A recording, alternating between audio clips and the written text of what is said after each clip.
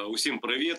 В етері телеканалу ЕТР Прайм. Мене звати Айдер Муждабаєв. Це час, коли ми, як ви знаєте, вже давно обговорюємо найцікавіші теми для Криму, України і всього світу. І запрошуємо найцікавіших співрозмовників. Сьогодні я дуже вдячний за те, що з нами погодився вийти на зв'язок і взяти участь в нашому етері. Олегу Рибачуку, людині, яку, напевно, багато з вас знає довше за мене, бо він в українській політиці дуже давно, на міжнародному, на національному рівні. Він був головою секретаріату президента України в 5-6 роках. Зараз пан Олег керівник центру UA, і він є 8-м державним секретарем України. Тобто, якщо щось неправильно згадав чи щось не згадав, виправте мене, пане Олеже. Селям алейкум. Не, Айдар, алейкум салам, все нормально, все нормально. Добре, я бачу у вас такий, в принципі, позитивний настрій, це добре, бо безпідставно ви б не були позитивним точно, і я знаю, що останній певний час ви провели в закордонних поїздках, відрядженнях закордонних, і не просто так, а звісно, по справах війни, по справах підтримки України з боку інших країн. Я хочу, щоб ви на початку програми розказали те, що ви вважаєте за потрібне, те, що ви вважаєте важливим сказати глядачам телеканалу АТ. Так трапилося, що я був запрошений на міжнародну конференцію так званим клубом Карла Більта. Це така фундація, яку я вже 20 років відвідую як представник від України. В неї входить десь півсотні провідних дипломатів, високопосадовців, лідери опозиції Росії, лідери опозиції Білорусі, Молдови, Грузії, а також Балти, Скандинави, і Стара Європа, і американські провідні аналітичні центри. Це єдиний формат, який мені насправді дійсно додає щось. Зазвичай конференція відбувається раз в рік. І цього року вже було 2 конференції у цьому форматі. Перша була у Сполучених Штатах, і якраз прилетівши на цю конференцію, я приземлився в той момент, коли почалася війна. І тому я зрозумів, що потрібно, як говорять багато там моїх друзів по Фейсбуці, що кожен українець, там, де його застає ситуація, має знаходити те місце, де він максимально ефективний. І тому я реанімував всі свої американські контакти. Я був відразу на студіях CNN, Fox News, з провідними американськими виданнями, з Міжнародним комітетом конгресменів, з американським бізнесом. Я з перших днів війни просто пояснював, розказував і намагався донести їм важливість того, що Америка має розуміти, що мова не йде про Україну, що насправді мова йде про боротьби автократії і демократії, що сказав в своїй інавгураційній промові президент Байден. І я там пару місяців провів в Сполучених Штатах. Потім відбулася друга конференція у Вільнюсі, де знову ця фундація під головуванням Карла Більта зібралася і знову говорилося про Україну, але це вже через 2 місяці. Коли ми в перші дні, буквально в перший день війни, ми там зібралися, то відчувалося такий дуже пригнічений настрій серед учасників. Але що мені подобається, що ті ідеї, які ми тоді проговорювали, деякі з них здавалися дуже сміливими. Навіть відключення Росії від СВІФТу, там, зокрема, викликало скепсис у багатьох із учасників. Я вже мовчу про надання важкої зброї, про повне ембарго на енергоносії, про закриття повітряного простору, про закриття морського простору, морських портів, про заборону працювати з російським бізнесом, про те, щоб міжнародний бізнес вийшов все з Росії. Про це на перших днях війни можна було тільки мріяти. І зрозуміло, що світ просунувся дуже далеко.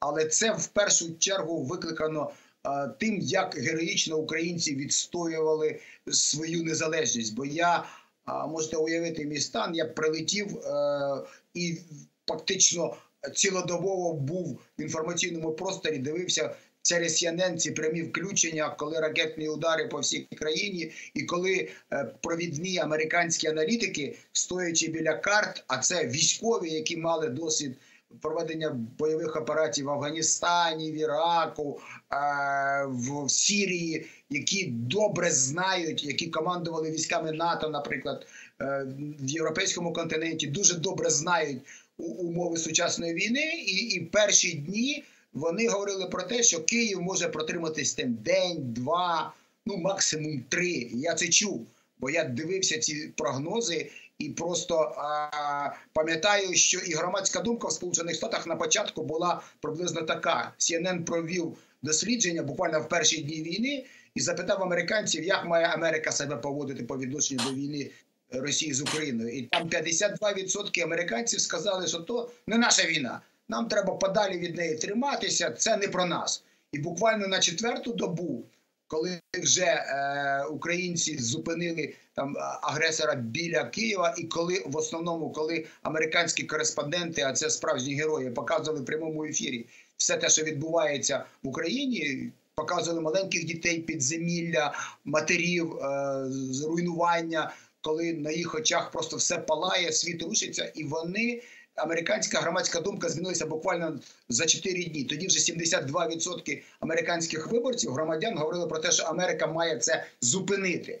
І в мене були зустрічі з конгресменами, і конгресмени говорили, що американці звикли до війн, вони живуть постійно в якихось війнах, але вони звикли до того, що воює армія. Одна армія воює з іншою, але коли вони побачили ті жахіття, які демонструє там російська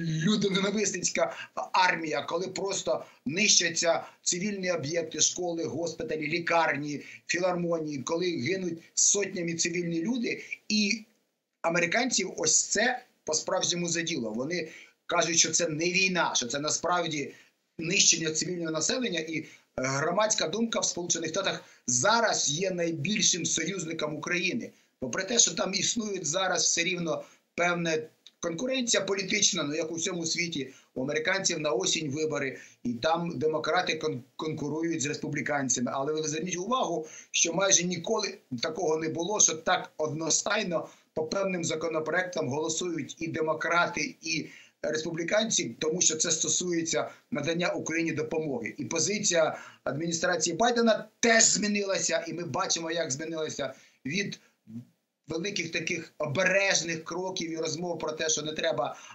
провокувати Путіна, що він може сприймати це як, не дай Бог, буде пряма сутичка американської армії, натівської з російською. Все це зараз в минулому. Зараз ми бачимо дуже чітку позицію. Ми бачимо, що Америка стала лідером на цьому фронті, що американці зібрали докупи зібрання міністрів оборони у Рамштайні. Зараз буде Рамштайн-2.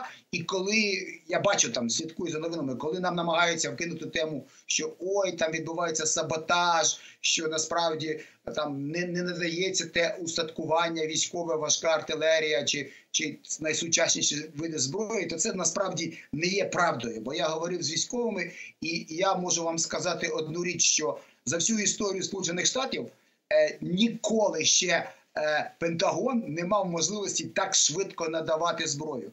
Просто приведу одну цифру. На початку війни, це була офіційна інформація, що від моменту, якщо там президент Байден підписує, умовно кажучи, якусь там угоду, яка гарантує Україні видання зброї, то від цього моменту до можливості отримати зброю проходило там в середньому 45-46 діб.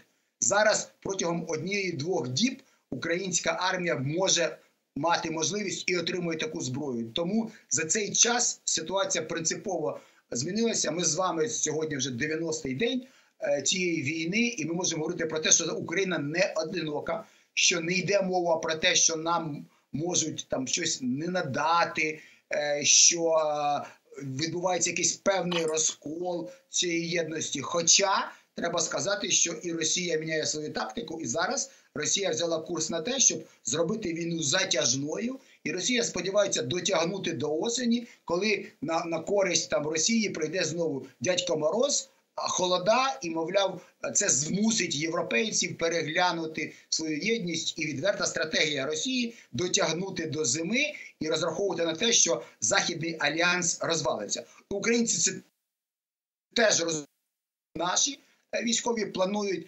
розгорнути контрнаступ десь уже під кінець літа, коли отримують всю бажану техніку і сучасну зброю і навчаться нею користуватися. Чи я правильно вас розумію, пане Олеже, що ось зараз багато хто ж не розуміється на цьому і кажуть, ось чому українська армія не контратакує, так? А я всім кажу, я теж не розуміюся на цьому, але я кажу так, що кожен наш солдат-офіцер – це дуже велика цінність, і вони підуть в контратаку тоді, коли вважатимуть це за потрібне, по-перше, а по-друге, коли вони матимуть всю ту зброю і проінструктованих артилерістів, там інших фахівців, да? Коли будь-який контрнаступ не буде пов'язаний з великими, з надмірними і невиправданими втратами. Так, правильно? Абсолютно, не просто правильно, а ви абсолютно вірно робите аналіз, і це дуже важливо зрозуміти. Саме тому Україна перемагає у ворога, який має значно більшу кількість військовослужбовців, значно більшу кількість, іноді в десятки разів більшу кількість техніки, і воює з країною, для якої людське життя нічого не означає. Але українська армія відрізняється тим, що там життя солдата, життя офіцера, збереження військової техніки – це велика цінність. І ми перестали бути маленькою радянською армією. Тому що, пам'ятаєте, гуляла така приказка по Фейсбуці, що маленька радянська армія ніколи не зможе виграти війну у великої радянської армії. Так от ми вже не радянська армія, не маленька радянська армія. Ми країна, якою захоплюється НАТО. Ми країна, яка воює за натівськими стандартами, яка має тактику і використовує сучасну зброю, яка фактично переходить на зброю натівського стандарту, і це відчуває на своїй власній шкірі російський окупант зараз. І зверніть увагу, що дуже багато міжнародних експертів саме в захваті від того, що Україна воює дуже грамотно, дуже правильно, тактично правильно. І зараз такий період, коли наші військові у Великобританії, Сполучених Штатах, в Польщі, в натівських країнах отримують вишкіл. Як користуватися сучасними артилерійськими системами, наші пілоти проходять навчання, і багато наших військових проходять навчання, наприклад, навіть по тому, як розміновувати Україну. Одним словом, весь західний світ передає нам...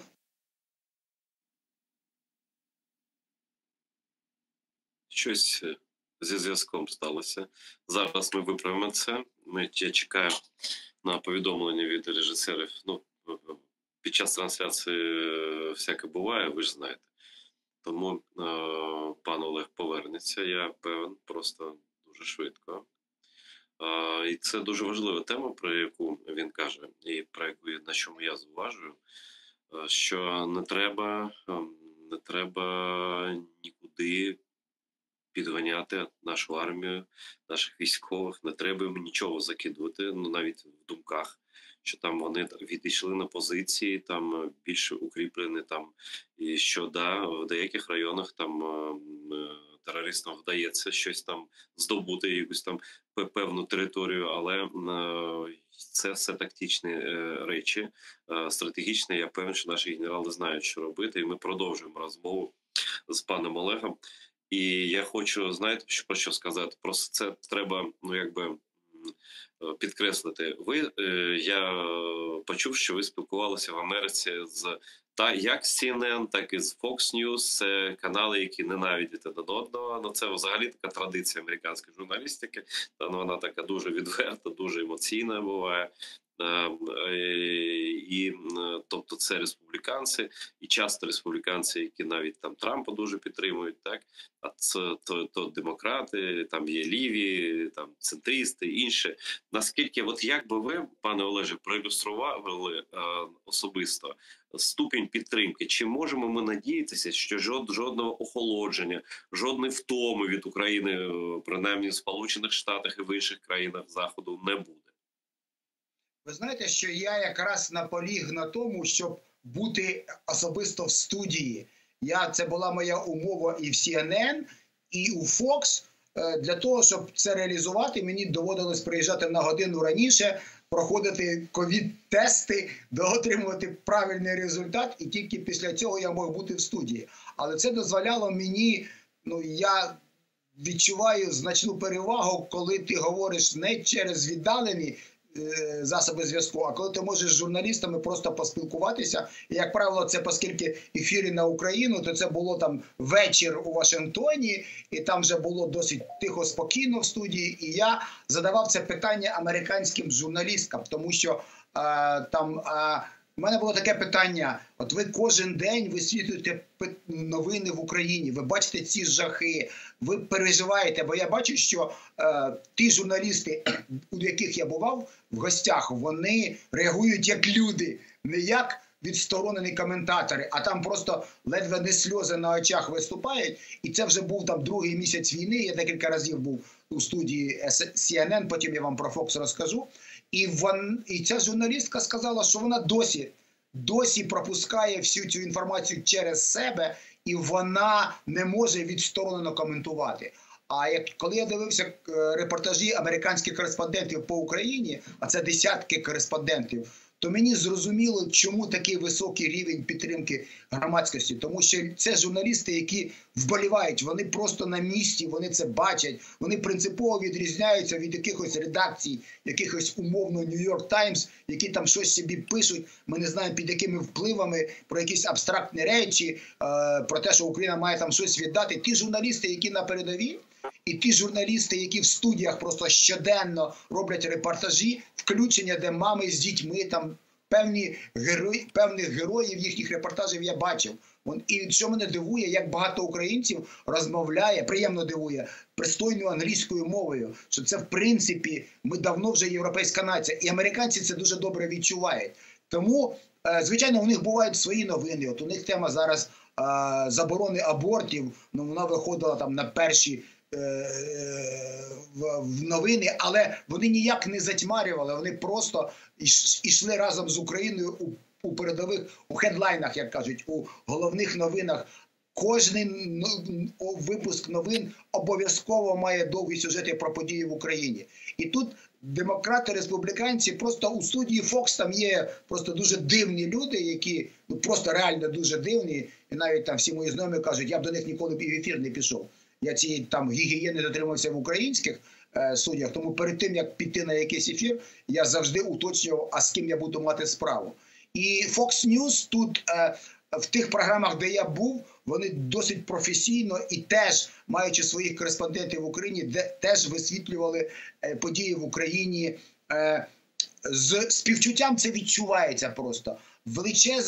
Величезна підтримка, це ви просто пройдіться по вулицях Вашингтону або в тому райончику, де я живу, на кожному будинку українські прапори, зі мною вітаються американці «Слава Україні», як тільки вони бачать, що я українець, і це в таксі, коли водій, який тебе везе, це все абсолютно відчувається просто шкірою. Пане Олеже, дуже важливо те, що ви зауважили, що українці давно є частиною Заходу, частиною Європи. У мене є така інформація від людей у Швеції. Там заселив муніципалітет в якусь там базу відпочинку, заселив наших біженців, там жінки з дітьми.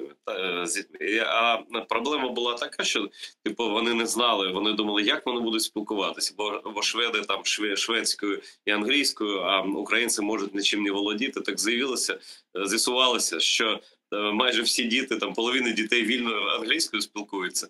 І що українці настільки діджитальна нація, тобто Швеція дуже просунута країна. Тобто наші завжди в новинах, завжди в інтернеті, наші там щось працюють дистанційно, навчаються дистанційно. І вони, ці шведи, сказали моїм друзям, що ми так вражені, що може українці більше європейці за нас ще.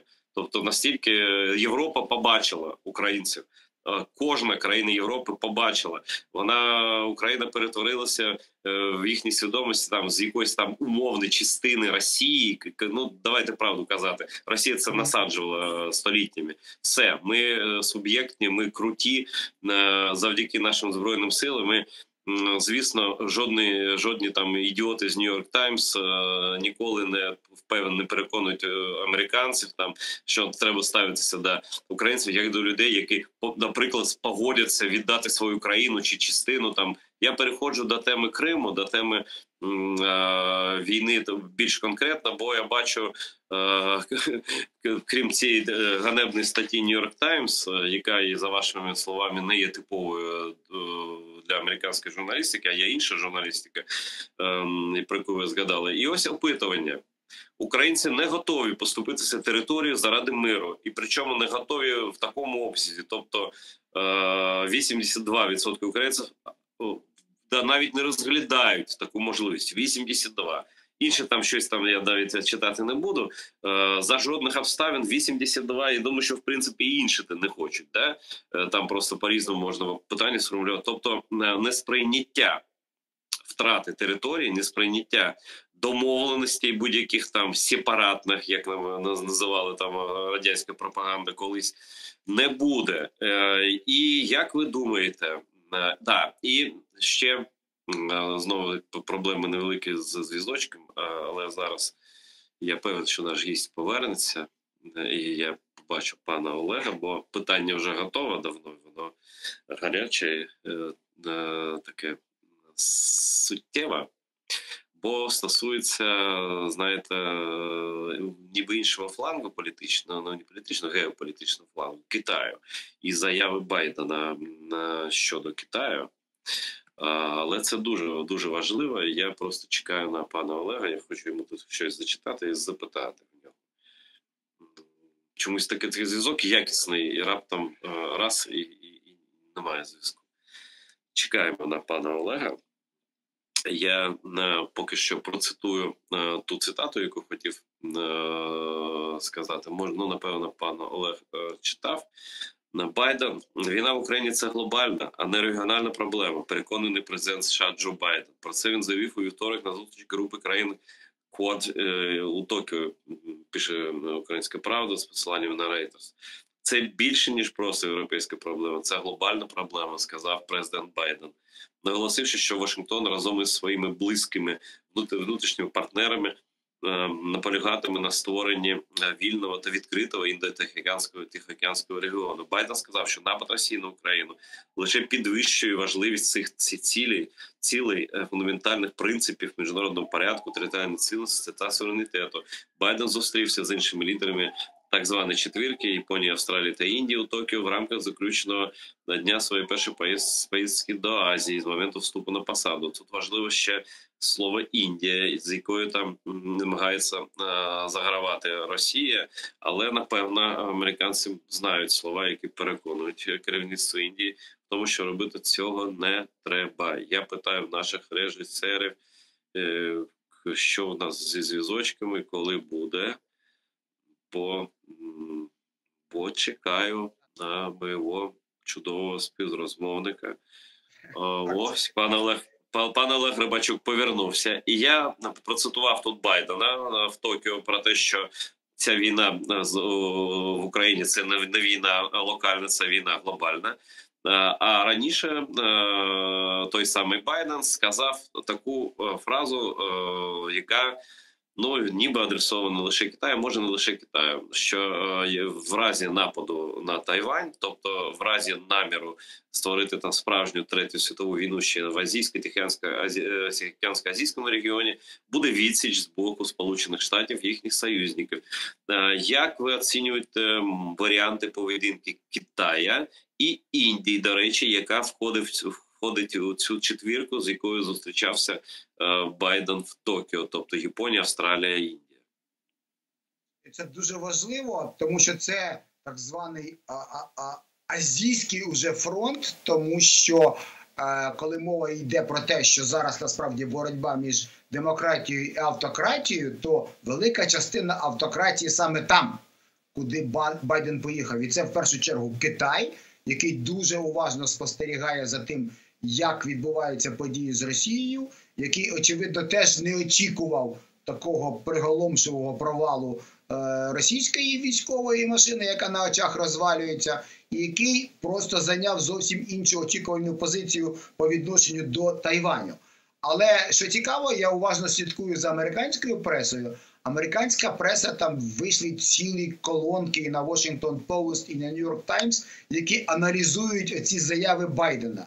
І вони відмічають, що Байден вже втретє говорить, після того, як він став президентом, втретє відповідаючи на питання, яка буде поведінка Сполучених Штатів у випадку нападу Китаю на Тайвань, Байден говорить, що у нас є зобов'язання, і ми просто дамо відсіч збройну, на відміну від України, де Байден говорив, що тут наші війська не будуть виступати на боці України, але американські аналітики кажуть про те, що насправді формального зобов'язання такого жорсткого у випадку агресії проти Тайваня, щоб Сполучені Штати гарантували і були міжнародні зобов'язання, що вони виступлять на стороні Тайваня, такого немає. Там були, як вони кажуть, такі напівтона, де натякалося на те, що якщо буде агресія, то Сполучені Штати можуть, але Байден вже тричі з моменту свого президентства просто дуже чітко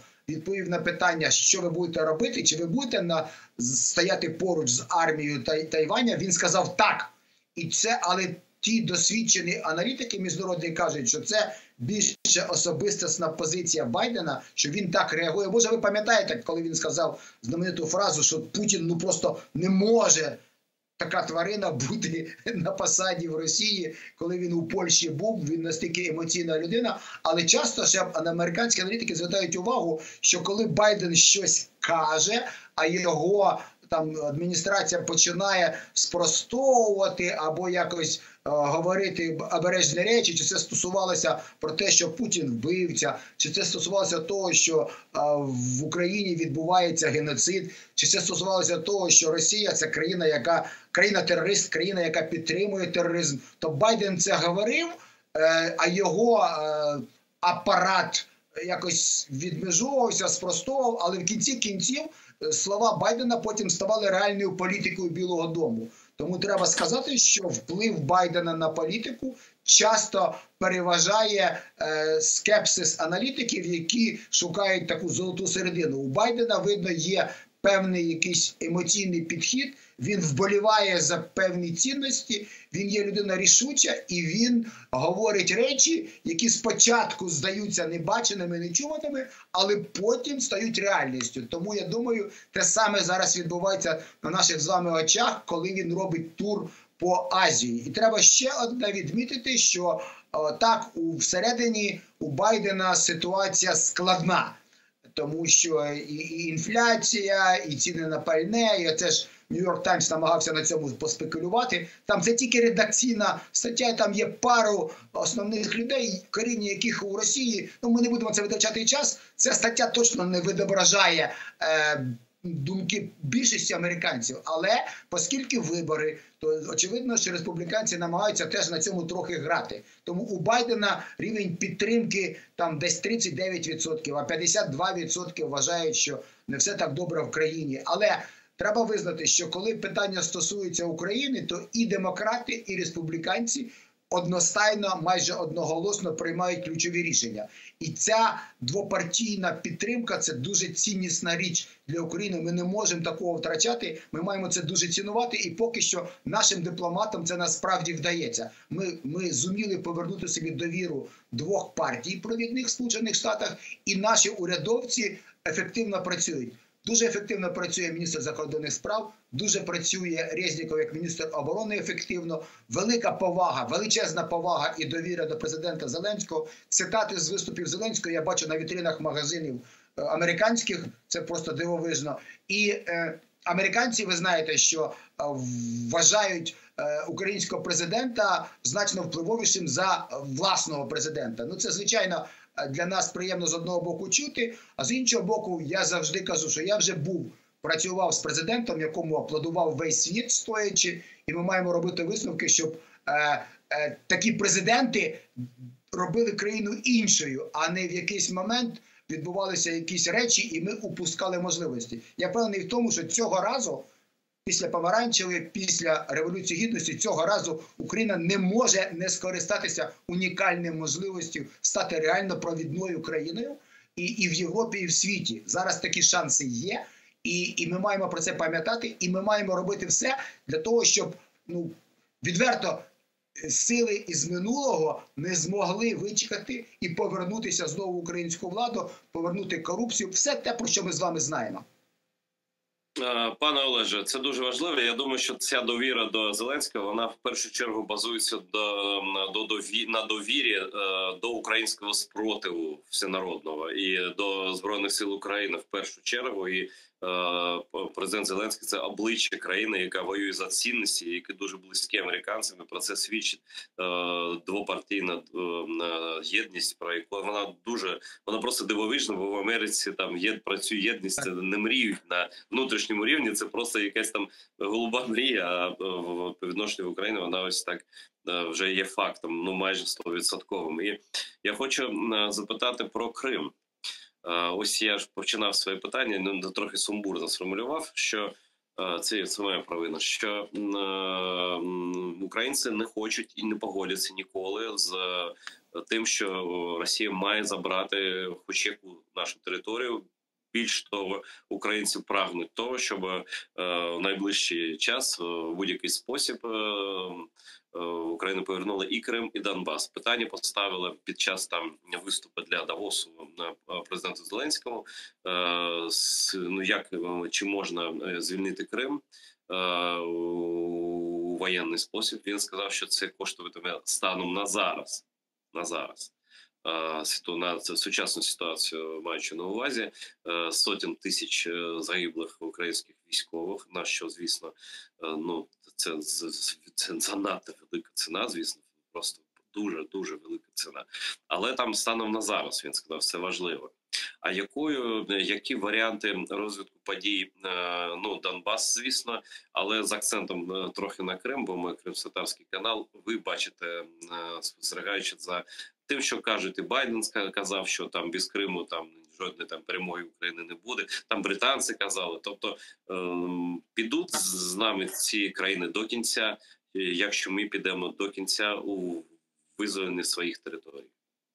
Я можу сказати, що на цій другій конференції у Вільнюсі, де якраз стояло питання майбутнього Росії, прогнози на те, чим закінчиться війна, який буде світ після війни, то стояло питання, що таке для України, і, зокрема, оскільки я там був ключовим спікером від України, то питання стояло, що для України є перемога.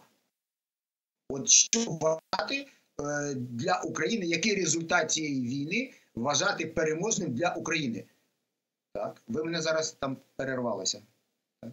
Ні, я чую вас нормально. Що у нас? Бачиш? Бачу, чую. Ні. Знову зв'язок. У нас сьогодні тут, в принципі, нормальна картинка, нормальні звуки, раз і зникає. Тут таку, якщо можна про війну казати, смішна новина, дуже смішна. Якщо переривається. Шойгу заявив, що Росія гальмує з наступом в Україні спеціально. Тут не знаю, хочете, прокоментуйте. Але продовжуйте відповідати на запитання про Крим. Так, я бачив ці спеціальні коменти Шойги. Але так от, що цікавило всіх учасників цього дипломатичного клубу? Щоб ви розуміли, ми там, деякі з нас там вже по 20 років засідаємо, там абсолютна довіра, і що мені подобається, тому що там Chatham House, там можна відверто, дуже відверто, без дипломатичних оцих нюансів аналізувати ситуацію. Так от, я насправді, для мене, як для українця, питання не стоїть, що для нас перемога. Для нас перемога не просто навіть звільнення всіх своїх територій, які були Україною після розвалу Радянського Союзу. А для нас ще важливо притягнення до відповідальності Путіна і його злочинної кліки, бо якщо цього не зробити, якщо просто досягнути миру, вигнавши окупантів з території України і не притягнувши до відповідальності такої, яка б показала іншим потенційним диктаторам, у яких були б там спроби нападати на сусідів, нищити варварським способом міста, займатися геноцидом, щоб ніколи в світі цього не повторилося. Ці люди, Путін, і там є список, над яким зараз працює Міжнародний кримінальний суд, збираються докази, дуже професійно це все робиться. Ці люди мають бути притягнуті до відповідальності. Тобто не просто треба звільнити територію України, а потрібно обов'язково посадити на лаву підсудних керівництво Росії і зробити те, про що сказав міністр оборони або Secretary of Defense Остін. Зробити так, щоб Росія ніколи більше не могла загрожувати світовій демократії. Тепер, коли дискусія йшла в рамках нашої конференції, виникло питання, зокрема до мене було питання, а як Україна себе поведе, якщо, наприклад, наші війська дійшли там до кордонів на момент нападу Путіна 24 лютого. І далі Захід, мовляв, буде говорити про те, що давайте зупиняйтесь, починайте мирні переговори, бо інакше що ви будете робити, якщо вам перестануть давати зброю? І мені прямим текстом таке питання задали. Ну, але мені було важливо почути, і всім було важливо почути в першу чергу позицію американської сторони, бо там були високі представники американських аналітичних центрів, і американська позиція була дуже чітко сформульована, що американський уряд вважає справедливим результатом війни. І тоді ця позиція була озвучена і Блінкеном, і вона була повторена багатьма високопосадовцями, в тому числі президентом Байденом, що Сполучені Штати вважають, що Україна має бути у межах своїх кордонів станом на 91 рік. Не 2014, не на момент до 24 лютого 2022 року, а саме, відповідно, обов'язково з Кримом. І це не піддається сумніву. І до того моменту, поки ці території не будуть повернені Україні, Росія буде під санкціями, і Сполучені Штати будуть стояти поруч з нами і надавати нам допомогу, аж доки Україна не поверне собі і всі завойовані території після 2014 року, і включно з Кримом, який точно є частиною, і міжнародна спільнота цього визнає, частиною суверенної України, і без повернення Криму до України не можна говорити про закінчення війни і про зняття санкцій. Тепер ви кажете, я розумію, що і позиція українського президента, і особливо деяких там політиків європейських, ну от ті ж самі автори цієї статті в New York Times, вони намагаються сказати, що є якісь речі реальні, а є якісь нереальні. Особливо мене там бісить фраза про те, що Путін вклав багато свого престижу в цю війну. Так от саме за те, що він вклав так багато, він і має бути в Гаазі на міжнародному суді. Але як реально добитися того, які сценарії отримання Криму назад? Один з найбільш таких реальних сценаріїв – це насправді подальше посилення санкцій. Ну, щоб ви розуміли, що вже сьогодні я читав аналітику там провідних американських центрів, які говорять про те, що втрати Росії на кінець року у ВВП можуть бути до 40%. Це колосальні втрати. І санкції тільки посилюються. Європейський Союз, і про це говорилося в Давосі, прийняв принципове рішення, що Європейський Союз не буде використовувати далі енергоносії з Росії. Як ви пам'ятаєте, сенатор Маккейн, з яким я мав честь бути добре знайомим, і між іншим ми з ним якраз познайомилися в Ялті, у Криму, перед Помаранчевою революцією, він називав Росію великою бензоколонкою, яка робить вигляд, що це держава. І тому, якщо у цієї великої бензоколонки забрати такий ринок, як європейський, то вона не може інвестувати. Тому далі йдуть прогнози про те, як Росія буде себе поводити, коли санкції вже з'їдають половину її прибутку. Треба чесно сказати, що зараз за рахунок того, що Росія сама ж створила ці кризи, вона отримує надприбутки, бо з одного боку зменшуються об'єми продажі енергоносіїв, але з другого боку Китай і Індія купують в значних об'ємах, а ціна на нафту і на газ за рахунок війни виросла, і Росія і на цьому, і на нафті, і на газі, і навіть на зернових отримує надприбутки. Але цього вистачить ледве до кінця року. Далі санкції будуть змушувати її усихати, буде зростати незадоволення. І я прогнозую, що Крим ми якраз отримаємо, можливо, не прямим результатом там військової, там якогось там військової операції, а оскільки Росія, вона не спроможна існувати в таких рамках, бо це економіка, це живий організм, він не може існувати, немає способів зараз отримувати, навіть якщо у них є гроші, вони ж за ці гроші не можуть отримати сучасні технології. Вони вже там, ви знаєте, що чіпи з пральних машин ставлять на свої танки. Вони змушені відмовитися від сучасних засобів технологічних. Вони нічого свого технологічного не мають. Вони не можуть існувати без передових технологій світу. І тому навіть якщо гроші є, вони за ці гроші мало що можуть купити. Одним словом, економісти, які моделюють, є така, знаєте, система, коли моделюється розвиток країни, то вони просто впевнено кажуть, що до кінця року буде величезна криза, а далі моє відчуття, що Росія просто буде валитися. І тому ті країни, які мають з Росією територіальні претензії, починаючи від японців, Кенігсберг, от поруч, бо я зараз в Польщі, Молдова, Трансністрія, Крим, це безумовно всі ці захоплені території, вони повернуться просто, бо російська система не зможе їх утримувати. Ми просто отримуємо розвал цієї системи. Це найбільш реалістичний сценарій. Але для того, щоб він здійснився, нам дійсно потрібно, щоб наша армія продовжувала там гамселити російських окупантів і щоб санкції працювали. Нам потрібна санкційна єдність Західного Союзу, поки що тут немає загроз, і нам потрібно сучасне озброєння, щоб ми могли просто реально нищити російські війська і щоб рано чи пізно там почався бунт саме серед російських військових. Бо вони в першу чергу знають реальну картинку, вони бачать, що відбувається на фронті, вони розуміють, що перемогти Україну вже неможливо. Пане Олеже, наостанок вже там залишається в нас, до речі, достатньо багато, там 8-10 хвилин. Я хочу запитати вас про, якраз хотів запитати, ви почали про це говорити, про майбутнє Росії. Там деякі вже голоси лунають, що типу Росія має стати союзником Заходу, лише залишити нам ядерну зброю. Не треба там нас руйнувати нашу Росію прекрасного будущого.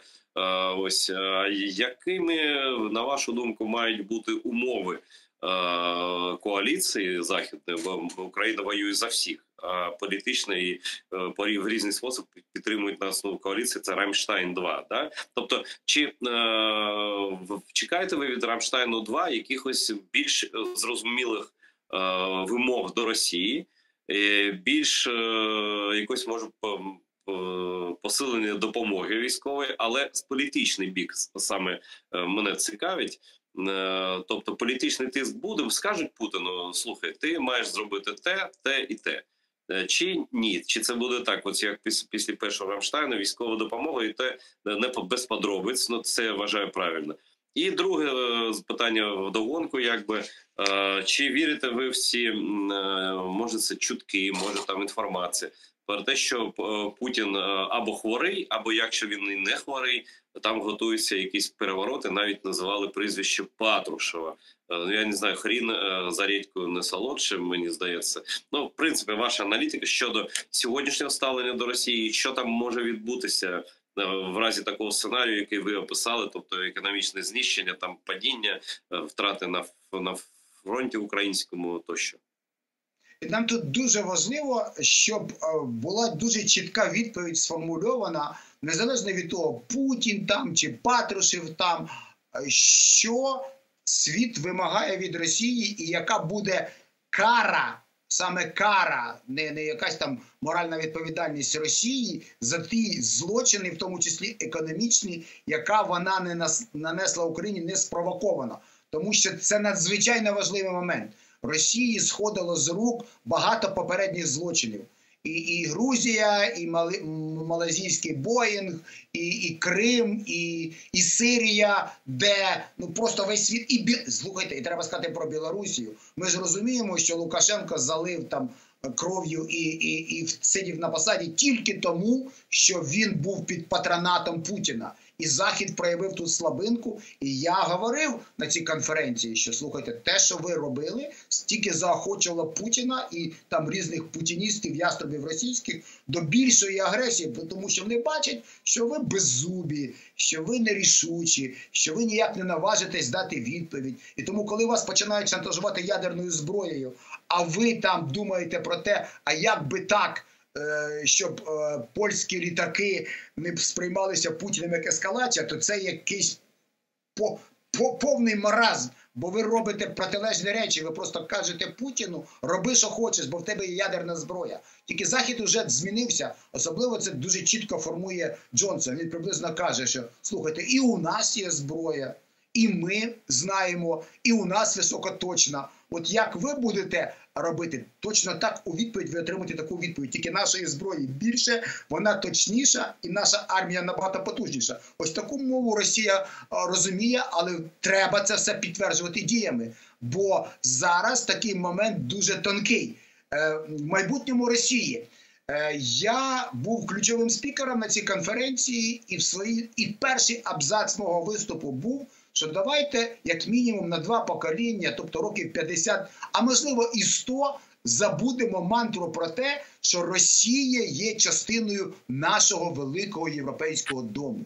Тому що я чув ці тези, я дуже добре пам'ятаю в Німеччині, коли там після помаранчевої революції, а лише перед Революцією Гідності, коли я сидів на сцені, поруч зі мною сидів посол російський, і ми тоді говорили про європейські перспективи, про що, і російський посол там з посмішкою каже, так ми ж тут, слухайте, а чого ми споримо? Нема спору, ми ж теж Європа, у нас такі самі цінності, як у вас. Ми за одне, ми разом живемо, і давайте разом з Росією будувати спільний європейський дім.